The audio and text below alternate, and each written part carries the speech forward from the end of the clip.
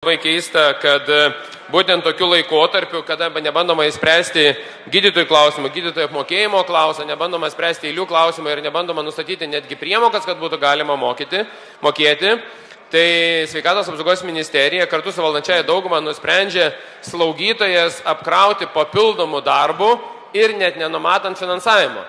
Tai įsivaizduokit, palieka toks pat finansavimas, koks yra, krepšelis toks pat, indeksas, koeficientas toks pat, bet darbo slaugytojam užkrauna 2 kartus daugiau. Tai sunku ko gero paaiškinti, kokiu tikslu ir kam šitas yra dalykas daromas, vien kalbant, kad tai pagerės pacientų prieinamumas.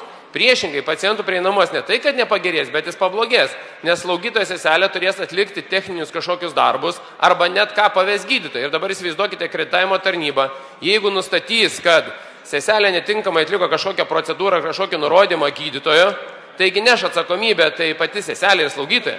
Ir akreditavimo tarnyba tą konstatuos. Jie nėra šiandien drausti. Tai iš kokių pinigų šitas darbuotojas kompensuos? Jums ką, atimsit licenciją 5 metam, kad medikas arba slaugytojas negalės vykdyti savo veiklos?